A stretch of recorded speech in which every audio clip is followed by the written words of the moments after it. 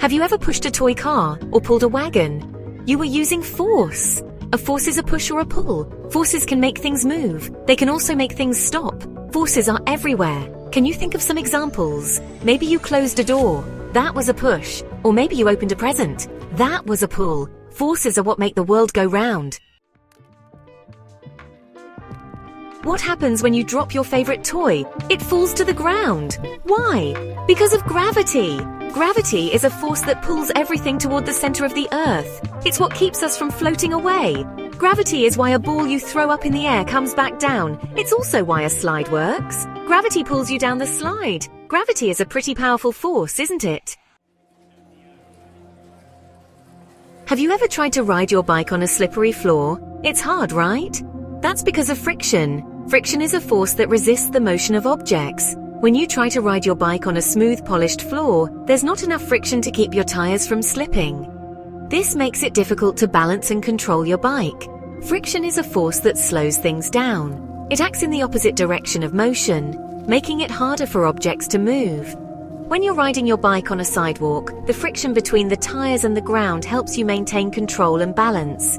It happens when two surfaces rub together. The tiny bumps and grooves on each surface catch on each other, creating resistance. This resistance is what we call friction.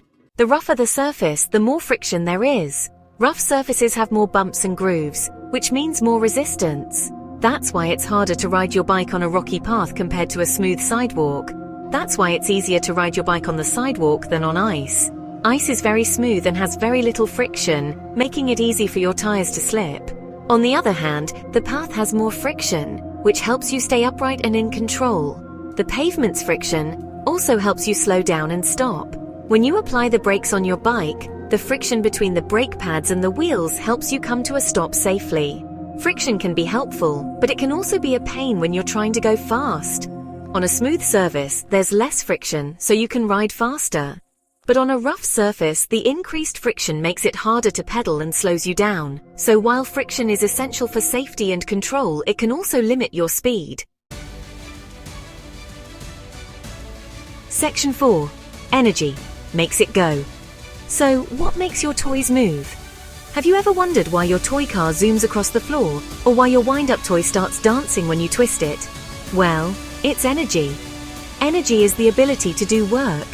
It's what powers everything around us, from the smallest toy to the largest machines. Without energy, nothing would move or change. There are many different types of energy, but we'll talk about two: kinetic and potential. Kinetic energy is the energy of motion, while potential energy is stored energy, waiting to be used. Kinetic energy is the energy of motion. When you see a child running or a car speeding down the road, that's kinetic energy in action. It's all about movement. When something is moving, it has kinetic energy. The faster it moves, the more kinetic energy it has. Think about riding a bicycle or watching a dog run in a field. The speed and motion are examples of kinetic energy. And you know, the faster it moves, the more kinetic energy it has. This is why race cars zooming past on a track or kids running a race have so much energy. It's all about speed and movement. Potential energy is stored energy. It's like a coiled spring or a bow and arrow being pulled back. The energy is there, but it's not being used yet. When you stretch a rubber band, you're storing potential energy. The energy is waiting to be released. It's like winding up a toy and getting ready to let it go. And when you let go, the potential energy turns into kinetic energy, and the rubber band flies. This transformation from stored energy to motion is what makes things move. Energy is what makes the world an exciting and dynamic place. From the toys we play with to the activities we enjoy, energy is all around us, making everything possible. So next time you see something move, remember, it's energy making it go.